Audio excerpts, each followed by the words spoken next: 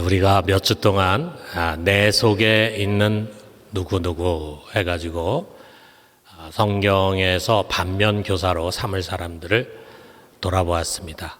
오늘은 우리가 사울이라고 하는 사람을 좀 돌아봅시다. 이스라엘은 사사시대에서 왕정으로 바뀌어지는 큰 변혁기를 맞이했습니다. 이제 사사시대가 끝나고 이제 왕정의 시대가 열리는데 그 첫 번째 왕으로 영광스럽게도 사울이 선택을 받았습니다.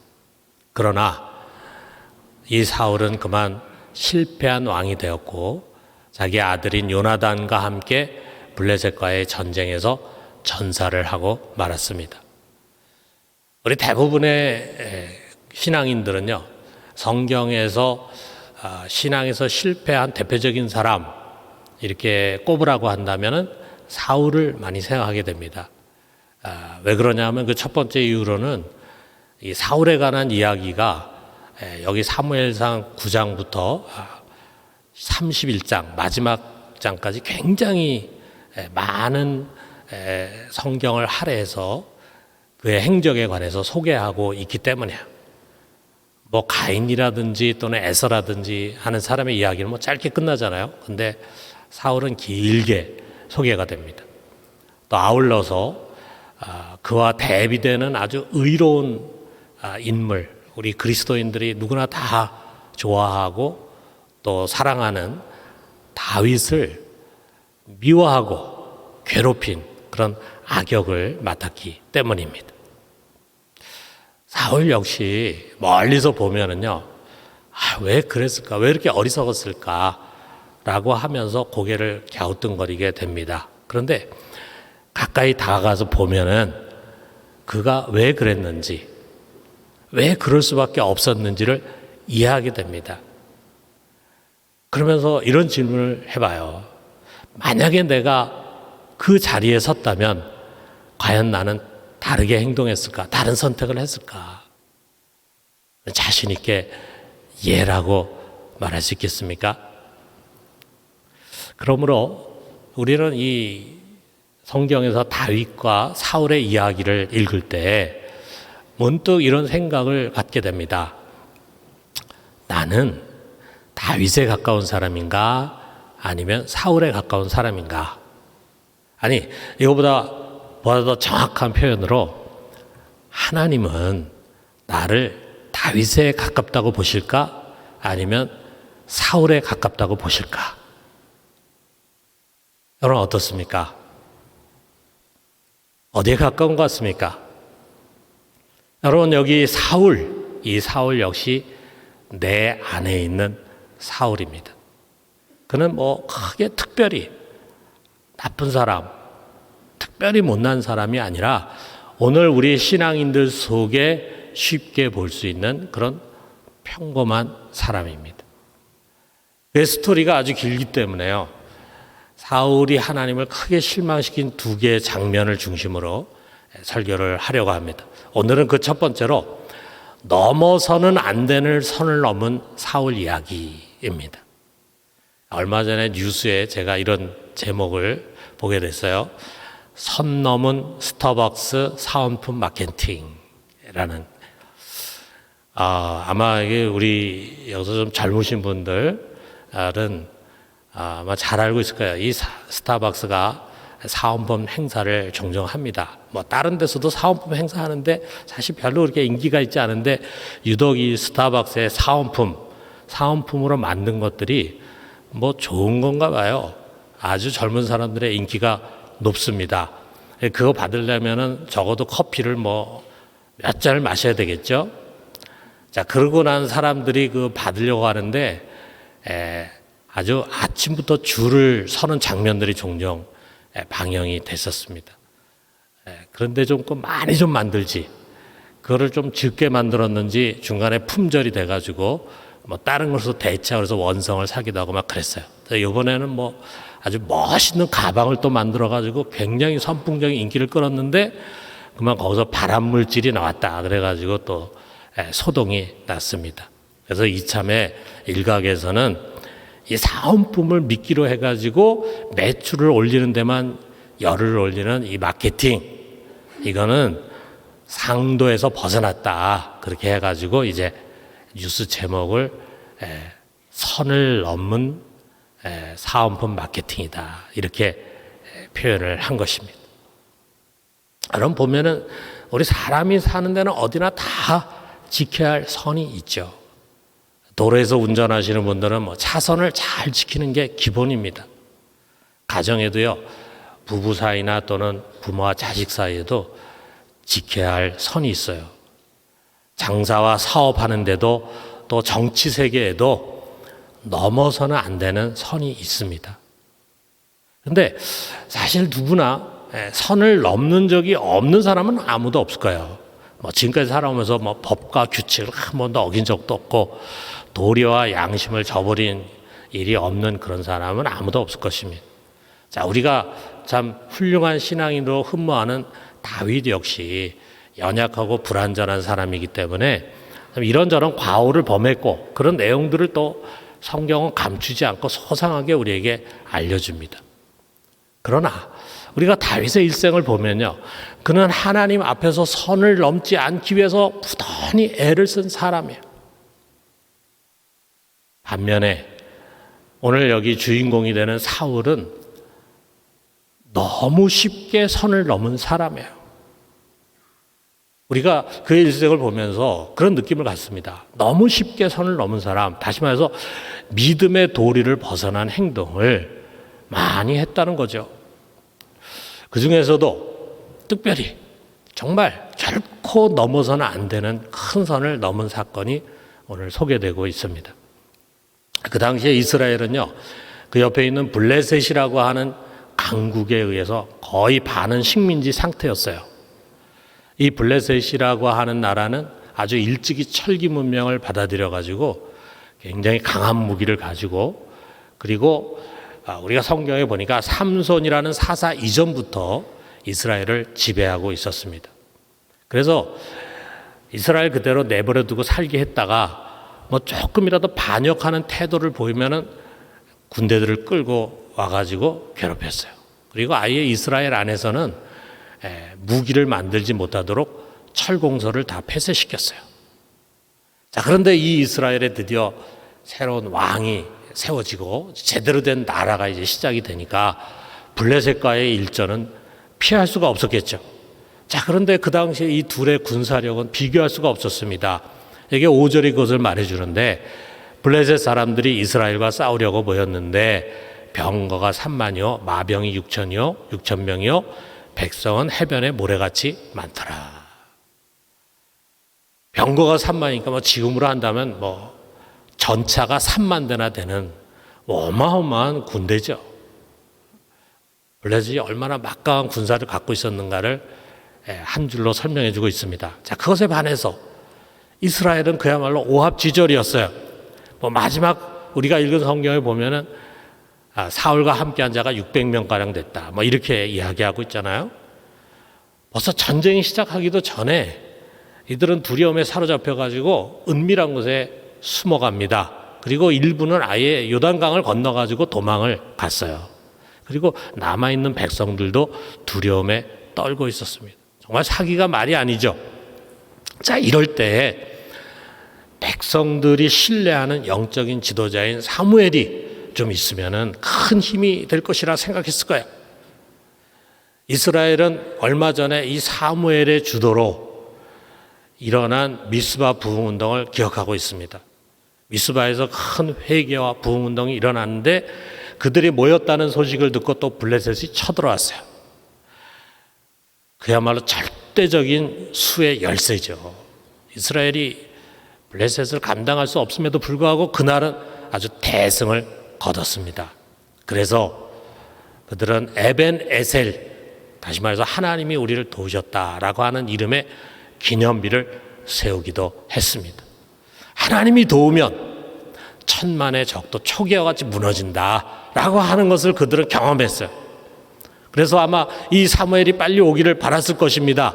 그런데 약속한 지 일주일이 지나도 그가 오지 않아 백성들은 점점 흩어집니다. 결국 조급한 마음에 사울이 번제를 직접 가져오라 그랬어요. 그리고 자기가 직접 번제를 하나님 앞에 드렸습니다. 이게 얼마나 큰 죄인가. 여러분, 우리가 모세 오경을 읽어본 사람은 다 알겠지만 하나님 이 제사를 얼마나 귀하게 여기십니까? 죄를 범한 인간과 거룩한 하나님 사이의 중보자는 제사장이에요. 하나님이 제사장을 중보자로 세웠어. 그래서 제사장만이 하나님 앞에 나아갈 수가 있어요. 오직 제사장만이 제사를 드릴 수가 있어요. 이게 율법의 기본이에요. 제사장 이외에는 그 어느 누구도, 심지어는 왕이라 할지라도 제사를 드릴 수도 없고 성소하러 들어갈 수가 없습니다. 그리고 어떠한 상황에서도 그것이 정당화될 수가 없어요. 사울은 나중에 변명하는 가운데 부득이 이럴 수밖에 없습니다라고 얘기하지만 어떤 경우라 할지라도 그것은 합리화될 수가 없어요. 사울은 결코 넘어서는 안 되는 이 선을 넘어버린 것입니다. 그리고 얼마 뒤 사무엘이 와서 그를 책망합니다. 13절 상반절 보니까 사무엘이 사울에게 이르되 왕이 망령되이 행하였도다. 망령되이 행했단 말은 당시 참 바보같이 행하고 어리석게 행했다. 이런 의미를 갖고 있는 말입니다. 그리고 이런 죄의 결과가 얼마나 엄청난 것인가를 이야기합니다. 영원할 수 있었던 왕의 나라가 이제 단명할 것이다. 그리고 하나님은 이미 그의 마음에 합한 자를, 다른 사람을 왕으로 세우셨다. 이렇게 선언을 했습니다. 완료형의 이미 다 끝나버렸어요. 이 무슨 일입니까? 이 무슨 낭패입니까? 자, 우리가 여기서 좀 주목해봐요. 사울은 왜 결코 넘어가서는 안 되는 선을 이렇게 넘어갔을까?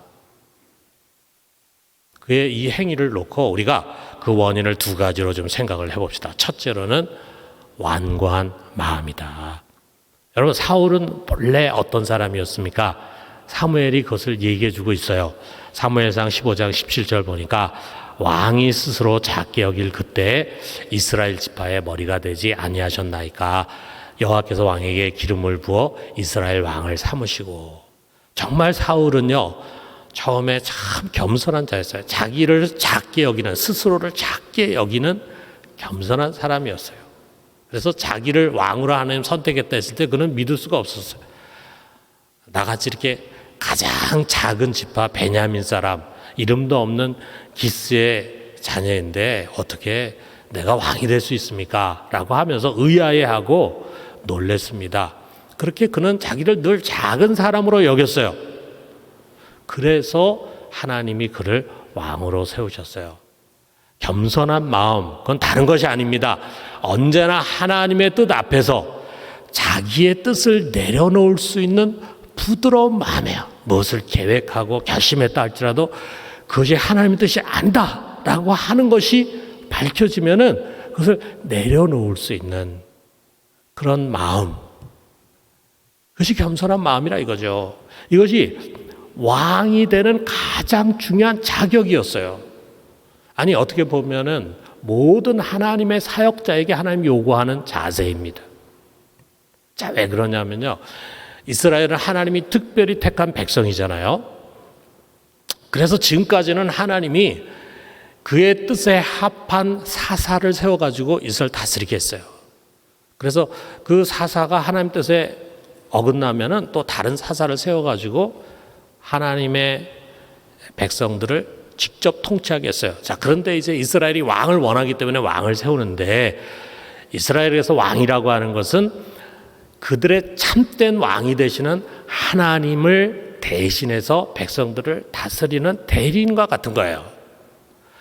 그렇기 때문에 자기 뜻이 아니라 하나님의 뜻대로 백성을 다스려야 합니다. 그러기 위해서는 누구보다도 하나님의 뜻을 무겁게 받아들여야 했습니다. 그런데 정말 자기를 작게 여기고 겸손했던 이 사울이 왕이 된 다음에 변했습니다. 정확히는 그가 암몬과의 전투에서 큰 대승을 거뒀거든요. 그리고 난 다음부터 그가 기고만장해졌어요. 그는 권력의 맛을 알게 되고 명예의 맛을 알게 됐어요. 그러면서 그는 주어진 그 권세를 가지고 평생 자기의 뜻대로 행하는 사람, 뜻한 바를 고집하는 사람이 됐습니다. 그리고 아무도 그의 완고함을 꺾을 수가 없었습니다. 사무엘까지도 그를 꺾을 수가 없었어요. 때로는 하나님의 뜻이 분명하게 그에게 전달됐음에도 불구하고 사울은 그것을 개의치 않고 수단 방법 가리지 않고 자기의 목적을 이루려고 했습니다. 참으로 하나님의 말씀을 가볍게 다루는 사람이었어요. 하나님의 말씀을 무겁게 다룰 것으로 생각하고 그를 왕의 자리에 앉혔는데 그는 하나님의 말씀을 가볍게 다루는 자가 됐어요. 그가 평생 쫓았던 다윗에 대해서도 그는 하나님 정한 뜻을 알고 있었습니다. 한 번은 다윗에게 이렇게 말합니다. 사무엘상 24장 20절에서 21절 보니까 보라, 나는 내가 반드시 왕이 될 것을 알고 이스라엘 나라가 내 손에 견고히 설 것을 아노니 그런즉 너는 내 후손을 끊지 아니하며 내 아버지 집에서 내 이름을 멸하지 아니할 것을 이제 여호와의 이름으로 내게 맹세하라. 무슨 말입니까? 하나님께서 다윗을 택한 것을 알고 있었거든요. 그런 하나님의 정한 뜻을 알았지만 받아들이지 않았습니다. 도리어 그 뜻은 안중에 없었습니다. 그래서 자신의 왕권을 대대손손 이어갈 수만 있다면 무슨 일이든지 하겠다는 완고함에서 그는 결국 무슨 일이든지 하는 자가 되고 말았어요. 그리고 그런 완고함은 결국에 가서는 절대로 넘어서서 안 되는 그런 선을 넘는 큰 죄를 범하게 한 것입니다. 사랑하는 성도 여러분, 오늘 내게도 이런 완고함이 있지 않은가 우리 돌아봅시다. 하나님의 말씀을 가볍게 여기는 습관이 내게 있지 않은가. 넘어서서 안 되는 선을 쉽게 넘나드는데 익숙해 있지 않은가. 여러분, 우리가 그런 완고함에서 돌이키지 않다가 결코 넘어서는 안 되는 큰 선을 넘을 수가 있습니다. 사랑하는 성도 여러분, 우리 다시 부드러운 마음과 겸손함으로 돌아갑시다. 지금 다시금 하나님 앞에서 우리 자신이 아무것도 아니고 지극히 작은 자에 불과하다고 하는 것을 깨달읍시다. 그래서 하나님의 뜻을 크고 그리고 중하게 여기는 우리 모두가 되기를 주님의 이름으로 축원합니다. 자, 두 번째로는 믿음의 부재다.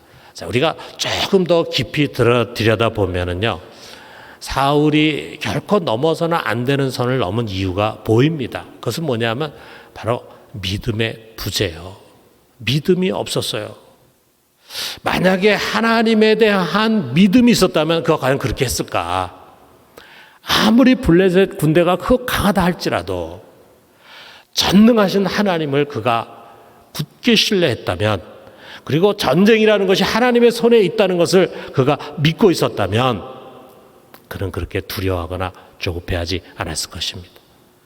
그러나 믿음 없으면 그를 두려워하게 만들고 그 두려움은 그를 조급하게 만들고 그것은 결국 온갖 인위적인 방법을 사용하고 해서는 안 되는 수단을 끌어들이게 했던 것입니다. 여러분, 우리가 다윗과 대조해 보면 사울의 문제가 더 선명하게 보입니다. 우리가 잘 아는 것처럼 다윗 역시 10년 동안이나 사울에게 쫓겨서 광야에서 그야말로 내일을 기약할 수 없는 그런 아주 극한 상황 속에 살아갔잖아요. 그러나 다윗은 자기가 넘어서는 안 되는 선은 넘지 않았습니다. 우리가 20년 사이에 보면은 다윗에게 2번 자기를 뒤쫓아 죽이려고 하는 사울을 죽일 수 있는 절호의 기회가 왔었어요. 부하들은 이것은 하나님 주신 기회다라고 하면서 사울을 죽이기를 독려했습니다. 여기서 사울을 죽이면은 이제 고생 끝, 행복 시작이에요. 그러나 다윗은 어떻게 했습니까? 하나님이 기름 부으신 자를 치는 것은 하나님 기뻐하는 것이 아니다라고 하면서 2번 다 거절을 했어요. 다윗만큼 부하들의 믿음이 있었겠습니까? 그러니까 이 부하들의 눈에는 그게 이해가 되지 않는 거죠. 내일을 기약할 수 없는 위기 상황인데 이런 상황 속에서 뭐 하나님의 뜻이니 믿음의 도리리 하는 것은 사치로 여겨졌을 것이라 이거죠. 자, 우리 시편 중에서 다윗이 쓴 시편 11편은요, 이런 갈등의 상황을 우리에게 보여줍니다. 자, 시편 11편 1절과 2절에 이런 말씀이 있어요. 내가 여호와께 피하였거늘 너희가 내 영혼에게 새같이 내 산으로 도망하라 함은 어찌민가. 악인이 활을 당기고 화살을 시에 먹이며 마음이 바른 자를 어두운 데서 쏘려 하는도다. 마치 이 시는 대화하는 형식처럼 되어 있는데 다윗은 지금 주님께 피하려고 하고 있어요. 믿음의 길을 선택하고 주님께 피하려고 합니다. 그런데 부하들은 다윗에게 산으로 도망하십시오 라고 말합니다. 지금 적들이 사방에서 활시를 당기면서 공격해 들어오려고 하고 있습니다. 위급한 상황입니다. 이럴 때는 무조건 산으로 도망해야 합니다 라고 말하는 거예요. 그러면서 부하들이 하는 말은 이것입니다. 여기 3절에 보니까 터가 무너지면 의인이 무엇을 하랴. 내가 서 있는 이 삶의 터전이 다 무너져 버린다면, 다시 말해서 지금 죽게 된 마당인데 의나 명분이 무슨 소용이 있습니까? 그럴듯한 말이죠. 지금 죽게 된 마당인데 여기서 무슨 의를 따지고 있느냐, 정의를 따지고 있느냐, 명분을 따지고 하나님의 뜻을 따지고 있느냐. 그게 바로 사울이 가진 생각이었다 이거죠. 지금 다 죽게 생겼는데 백성들이 흩어지고 있는데 누가 제사 드린 게 뭐가 중요하냐. 빨리 제사를 드려가지고 백성들을 모아서 전쟁을 해야지. 그러면서 하나님의 뜻, 그가 그어놓은 선은 안중에서 없어지는 것입니다. 여러분, 우리도 마찬가지예요. 막상 자기 앞에 위기가 오면은, 큰 문제 앞에 서게 되면은 우리 모두는 선을 넘으려고 하는 유혹을 받게 됩니다. 적어도 신앙을 갖고 있는 사람이라고 한다면 먼저 이런 소리를 듣게 될 거예요. 이것은 하나님 뜻이 아니야. 이렇게 하면 안 돼. 거룩한 신앙 양심을 저버리는 거야. 무슨 말입니까? 하나님께 피하라고 하는 소리죠. 그러나 또 다른 목소리가 있어요. 죽게 생겼는데, 망하게 생겼는데, 아니 내 일생일대에 다시 없을 기회가 찾아왔는데 말씀 따지고 양심 따지고 원칙 따져야 되나? 그래서 실패하고 망하고 기회를 놓치면 어떻게 되는 건가? 집터가 무너지는 마당에 무슨 배부른 소리냐? 무슨 말입니까? 산으로 도망하라는 소리죠. 자, 이럴 때 우리 대부분의 귀에는요, 하나님께 피하라는 소리보다 산으로 도망하라는 소리 더 크게 들립니다. 그리고 그 소리에 지고 맙니다. 사울처럼 당장의 현실에 대한 두려움과 초조함에서 선을 넘어버려요. 왜 그렇습니까? 믿음이 없기 때문입니다. 믿음이 있는 것 같은데 막상 그것을 사용해야 할 위기 앞에서는 그 뚜껑을 여니까 부실해서 쓸모가 없어요. 믿음이 없음이 되고 마는 것입니다. 자, 그런데 우리가 다윗을 보면은요, 그는 꿋꿋이 선을 넘지 않았어요. 쉽게 여기는 길이 눈앞에 보입니다. 고난을 벗어날 수 있는 기회가 그에게 찾아왔습니다. 그런데 그것이 하나님 기뻐하지 않는 것이다 라고 하는 이유, 그 하나의 이유로 거절했어요. 그리고 한참을 돌아가는 길을 택했습니다. 그래서 다윗이 망했습니까? 아닙니다. 궁극적으로 그가 승리자가 되지 않았습니까? 여러분, 그 비결이 무엇입니까? 그 비결은 하나입니다. 그에게는 살아있는 믿음이 있었어요. 그 믿음은 진짜 믿음이었습니다. 여기 우리가 아까 읽은 시편 11편의 4절에서 이렇게 다윗이 고백합니다. 여호와께서는 그의 성전에 계시고 여호와의 보좌는 하늘에 있으며 그의 눈이 인생을 통촉하시고 그의 안목이 그들을 감찰하신도다. 하나님 살아계시다. 하나님 보고 계시다. 그는 전능하신 하나님이시다. 인간의 생사화복이 그분의 손에 있다. 모든 전쟁도 결국 그의 손에 속해 있는 것이다. 다윗은 이것을 분명히 믿었습니다. 그 믿음이 있기에 당장에 사는 길보다도 하나님의 뜻을 우선할 수 있었습니다. 여러분 어떻습니까? 내 속에는 그 믿음이 있습니까? 우리 평상시에는 잘 몰라요. 다 이렇게 예배드리고 기도하고 그러면은 다 믿음이 있어 보입니다. 경건한 모양, 경건의 모양으로 그럴듯하게 포장되어 있을 수 있어요. 그런데 정말 그것이 필요한 그 순간 그 믿음은 가짜 믿음, 부실한 믿음으로 드러날지도 모릅니다. 그래서 믿음이 없다 보니까 두려워, 조급해져. 그래서 넘어서는 안 되는 선도 넘고 산으로 도망해버리는 사울이 될 수도 있습니다. 사랑하는 성도 여러분, 오늘 이 말씀 앞에서 우리 자신 속에 있는 믿음을 한번 들여다봅시다. 그리고 그 부실한 믿음을 정리합시다. 그리고 진짜 믿음을 가집시다. 여러분, 우리 하나님은 저 하늘 위에 보좌에도 앉아 계시지만 성령으로 내 안에 오셨어요. 내 안에 살아계십니다. 그분은 나의 깊은 사정을 감찰하시고 익히 알고 계십니다. 그리고 그분은 기꺼이 나를 도우시는 분, 에벤 에셀의 하나님이십니다. 여러분 이거 믿으십니까? 우리가 이 믿음을 굳게 붙잡읍시다. 그래서 어떤 상황에서든 두려워하지 말고 조급해하지 말고 믿음의 정도로 가는 우리 모두가 되기를 주님의 이름으로 축원합니다.